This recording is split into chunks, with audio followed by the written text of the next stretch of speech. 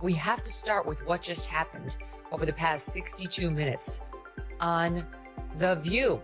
And it's not even one of my wacky View clips for you where we just make fun of Sunny or Joy. I mean, we love those.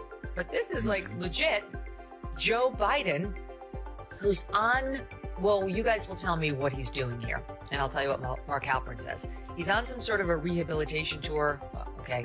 Anyway, he goes on to The View, and it wasn't rehabilitative at all. What occurs when you combine Megyn Kelly just brought a flamethrower? Joe Biden is experiencing yet another teleprompter failure, and The View presenters act as though nothing is wrong. Megyn will be giving everyone a round of applause during this incredible roasting session, so hold on tight. You didn't think you needed this circus, from Biden's senior moments to Joy Bihar's mental antics. You won't believe who she burnt first, I promise. Notice that Trump can't stop talking about you. He's obsessed with you. As of late April, he had mentioned you and your family and your administration at least 580 times. We're talking shrink land now, because, you know, when you're obsessed with somebody, you have to look in yourself and say, what is going on here? And at his Trump's cabinet meeting last week, your name was invoked 52 times, and he blamed you for the economic mess that his tariffs are causing. Why is he so fixated on you and blaming you for everything? I beat him.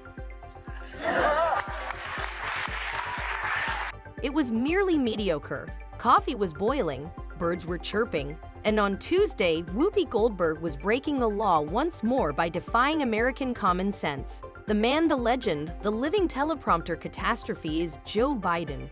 The View, of course, thought it was time to bring out their ornamental ferns, pretend that this wasn't a train mishap that set off the sprinklers in the studio, and then cackle and sink like a broken laugh track. It's a little bit more. Speaking of those around him who covered up his infirmity, or at least that's where my mind went. Dr. Jill was there too, and as usual, came to the rescue. Watch SOT 38. What is your response to these allegations, or are these sources wrong? They are wrong. There's nothing to sustain that, number one. Number two, you know, think This is of about the books. what we're left with. We're left with a circumstance where we had an insurrection. I started. The people who wrote those books were not in the White House with us, and they didn't see how hard Joe worked every single day. Joe worked really hard. I think he was a great president. She says none of these people writing the books work for us. Well, one of the first to have his book hit interviewed Ron Klain, who was Joe Biden's chief of staff for almost all of his presidency. And he went on the record saying that Biden thought he was president of NATO. Where was that follow-up, ladies of The View? I must admit. Consider this situation. The View hosts gave a phony cheer as Biden entered the set like your bewildered grandfather who had wandered into a high school play. There is a whisper in their contracts that says, "Please don't get fired." The president was expected to be emotionally represented. Bingo night, poor improvisation, and a dosage of denial that might have propelled Joy Bihar's flat iron were all on offer to us. He could barely spit it out. And he threw that one out there too. My goodness. He and Obama are two peas in a pod on this. Sexism and racism, if you didn't vote for her. That's obviously what she thinks too. But the nerve of this guy, of all people, to come out and say that's why she lost. Yeah, I mean, here's the deal, Megyn. You know they're putting him out there to provide proof of life because a lot of people are wondering, they hadn't seen him in a while.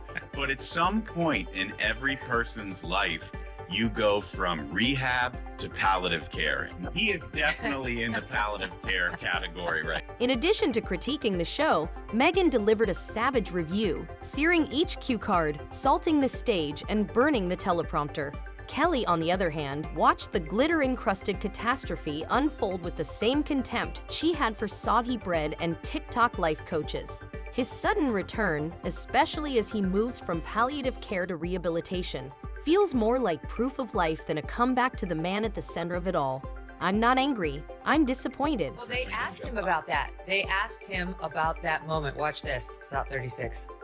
When the vice president was here, I asked her if she would have done something differently than your administration over the past 4 years. And because of all the successes that your administration had, I think her response was, there is not a thing that comes to mind. Now, that answer was weaponized against her. And there has been some reporting that you encouraged her. After all, expecting inebriated raccoons to host the Olympics would be like taking in the countryside while Joe Biden was there. It was there, but we staggered over the bar. Wrapped in glitter tape like marshmallows thrown at a bear, they all gave Biden a desperate screen with every laugh, nod, and pre-approved corny question. For you? I You have mean, clarity on it now? that gerbil is having a hard time spinning the wheel. That is about as torturous as I've ever It was seen. torturous, and on Sunny's part too. There, like Yes. she is trying to hand this off to Biden, and hopefully he can take it from there, Yeah. right? Like okay, she wants to straight face tell us that what the question was, like, what sort of wins would you have changed? Like that's the actual question you would ask a person. It doesn't make any logical. Scathing wit and cool precision, Megyn Kelly did more than merely mock Asterisk, the View Asterisk. She destroyed it. Kelly presented reason without the need of fluff, cosmetics, or cue cards as the hosts stumbled. Their interpretation of Biden's visit as political necromancy rather than success was criticized by her. She remained steadfast in the midst of their frantic conversation, a beacon in a tempest of glitz and denial. Yeah. What the hell was he talking about, by the way? He was like, I've never seen such an effective, like, misogynistic campaign. What the hell? Like, that's actually a first take. I mean, I know that Democrats say, well, it's because the country is misogynistic and racist and all those things. But, like, he's pointing the finger basically at the Trump campaign, saying that they had, like, this. Well, I mean, if you go back to, like, the ad slate of the messaging matrix that the Trump administration put together in the course of that campaign, it was immigration, it was crime, it was the horrible economy. I mean, none of these things are gender specific. He ignored pressing problems like immigration and the economy in favor of blaming Trump's victory on racism and misogyny. Biden was not questioned on Asterisk, the View Asterisk. Instead, he received praise for his appearance and easy questions. Even the spirit of Walter Cronkite would wince. Megyn Kelly was prepared to refute the gaslighting by making fun of the delusion and likening Biden's embarrassing speech to a family acting as though the Thanksgiving turkey hadn't burst. The turkey never made a full recovery, and it read more like political fanfiction than fact. It's so insane the way that she's like beyond effusive of being like, so here's the thing, because of your record of tremendous successes, dear leader. Like, what? Right. Are you asking him a question? Like, Joe Biden, tell us your greatest weakness. And you know what? You know listen what's too so well, amazing? You know? What's so amazing about it, you guys, is that so here she's like, I am not going to make the same mistake twice. You know, I already fucked up Kamala Harris's run for the office, and I am not going to do anything to undermine this guy. So I'm just going to give him the answer in the question, like, you know. And so she declined to distinguish any of her policies from all the ones that you did so successfully. What's your reaction to that, right? So she's trying to give him the softball like that, and then he has no idea what she is saying. Like a reality show judge observing someone make a cake with mayonnaise and naive faith, Megyn Kelly meticulously destroyed Asterisk, the View Asterisk. Biden's phony empowerment story fell apart as he gagged uncomfortably. Cool and collected, Kelly cut through their arrogance like a steak knife cuts through tofu. She revealed that the show was a naive echo chamber that recycled talking points and egos. It was inebriated serviette scrawls masquerading as news, not journalism. And Megyn painfully pointed that up. Interviewing for a job as a cameraman. We are beyond happy to have you here for today for a lot of different reasons. But my question is, how are you? How you doing? I'm well. The family's well, thank God.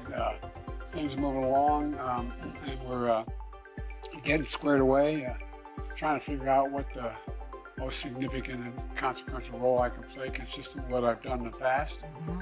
I'm writing another book. Megyn Kelly criticized Biden's awkward performance and the presenters of The View. Whoopi nodded, suddenly a spiritual conduit for delusion, as though she were receiving divine static. While Lissa, the human LinkedIn profile, feigned to be the voice of reason, Sunny twisted logic like an Olympic gymnast of denial. Megyn compared the performance to a group therapy session for those who are allergic to honesty. The table? A high-stakes panel to choose a shade of denial every week. The fashion? As though a cheap cruise and a Pinterest board had combined. Megyn didn't just roast them, she torched them. Hot mess that they air in the mornings, called The View, had to issue not one, not two, not three, but 4 corrections, legal corrections. 4 legal notes. We only have 3 of them on camera. Not to mention what they did at that debate, where once again, they tried to fact check only one side, and then when their fact checks got fact checked, they cowered. They cowered in fear. I mean, this is a pattern. Despite the diplomatic facade, Megyn Kelly was obviously having fun, presenting The View like an infomercial for the most perplexing political party. There was no true analysis, just a full-fledged autopsy with jazz hands and snark turned up to 11. She couldn't understand The View's continued existence outside of satire. Entering their world, where praise is pre-written, facts are buried behind fury, and Joy Bihar's tears dictate the show. Loudness is a sign of truth, and dissent is treason. It was all revealed by Megyn, the maestro of mayhem, like a soap opera masquerading as news. Then you get this little lecture from, forgive me, those bitches over at The View. I'm a Christian girl. When something like this happens to you, like this assassination attempt, and you say something like God was watching me, that is a very unchristian thing to say because it's very narcissistic. Well, God was watching me and not watching them. There's something very disturbing. God should have pulled the plug on that mic yesterday. That's obnoxious. I don't know what church she goes to. That is how people of faith talk, and the intimation is never, he was looking out for me, but not those monsters. It's no. Megyn Kelly not only criticized The View, but also lit it on fire. Her caustic comments sounded like an interpretative dance of hate, likening the hosts to backing dancers vying for attention. She compared their careless and innocent handling of difficult problems to children diffusing explosives with finger paint. Equally as brilliant as the critique itself was her deadpan delivery and accuracy. Megyn views The View as less of a conversation show and more of a support group for people who rely on Google for information. We had all been thinking it, so when she said it out loud, the rest of us just nodded.